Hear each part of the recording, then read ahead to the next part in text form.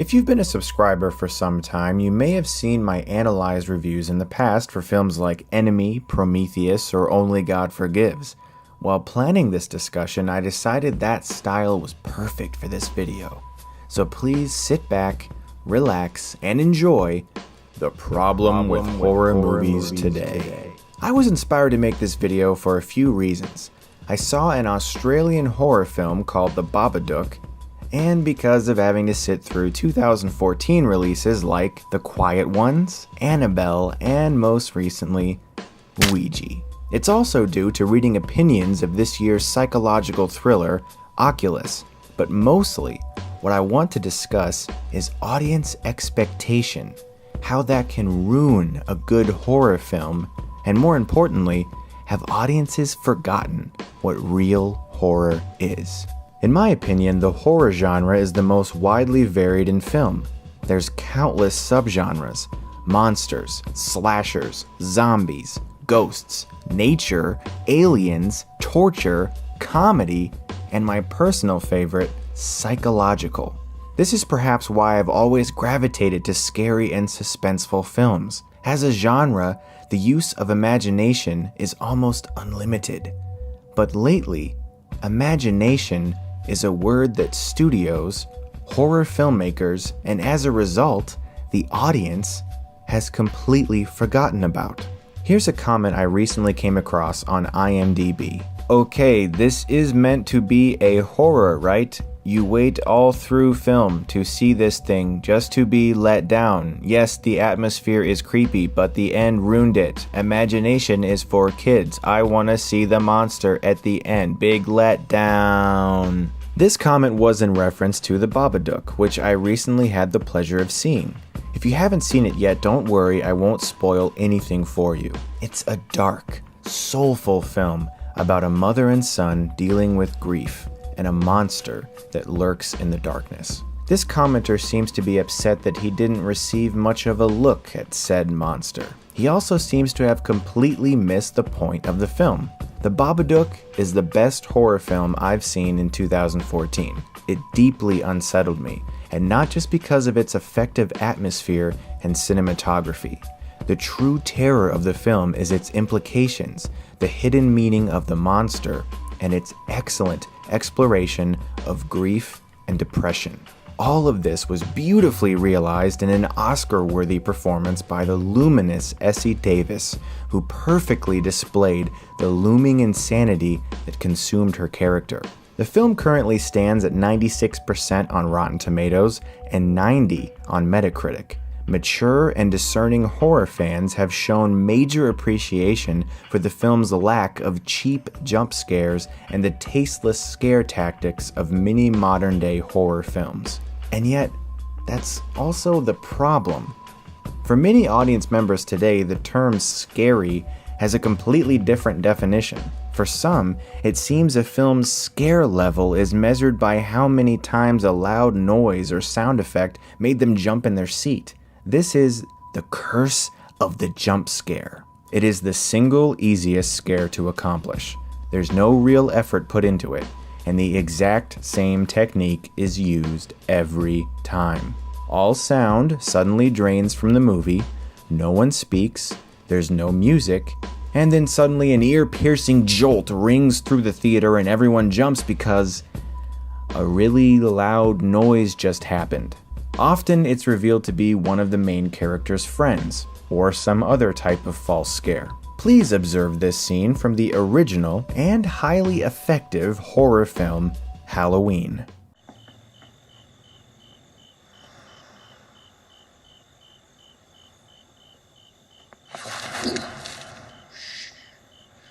Jesus. Are you all right?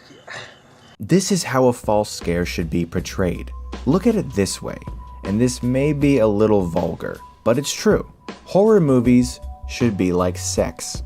You don't want the audience to blow their load too early. Now bear with me on this one. If your audience begins to associate everything frightening in the film with loud noises and sound effects, then your film will build to nothing. The climax of the movie won't be effective in the least, because the audience has already had all the tension released too early by countless jump scares, making what's actually supposed to be frightening near the end tiresome. Let's examine that scene again, but how it would be portrayed in 2014.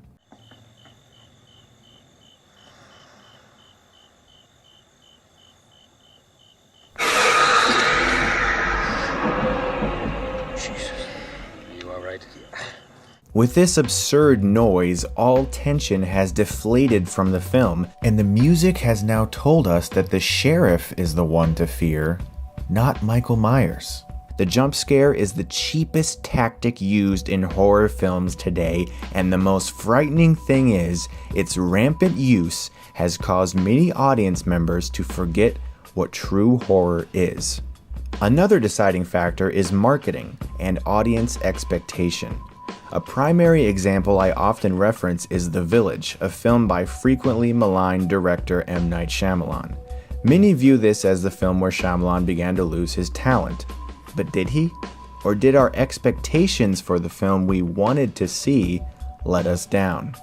The problem was the marketing, something Shyamalan has since regretted approving. The trailers made the movie out to be a creature feature, when in reality it was a period piece romance. I remember being vastly disappointed with the twist ending because my friends and I had spent months excitedly trying to figure out what the creatures would look like, only to discover the film was actually a love story in hiding. Years later, the film has since become more respected, especially for Roger Deakins' gorgeous cinematography. Unfortunately, since most horror directors have zero clout in the industry, they rarely have a say in what goes into their trailers, so most good horror films are mismarketed to try and appeal to a mass audience mentality. For that reason, the trailer for The Babadook is marketed as a creature feature. The trailer has over 1 million views on YouTube.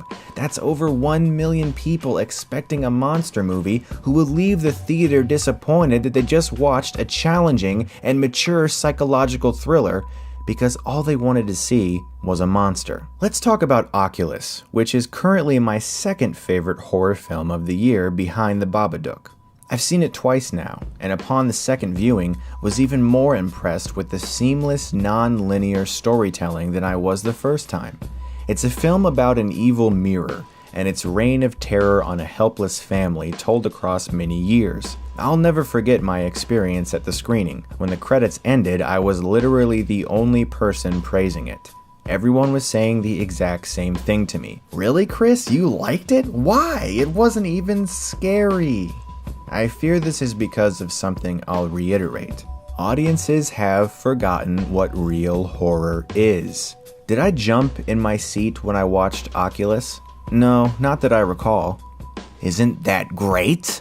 The writer-director Mike Flanagan cleverly uses the story of two children witnessing their parents slowly go insane, their father chaining their mother to a wall as she rips out her own teeth, the eventual repressed memories of adulthood, and the looming terror of mental illness. These things are scary. In fact, they're terrifying. And yet, movies like Annabelle, a shameless cash grab to leech off one of the better horror films in recent memory, and Ouija, a movie about a fucking board game, continue to top the box office. Let's talk about James Wan, the director of Insidious, The Conjuring. Clearly, the man understands the genre, but you might be thinking, Chris, you're being hypocritical. Both of those films were littered with loud sound effects and jump scares. Yes, they were, but they weren't false.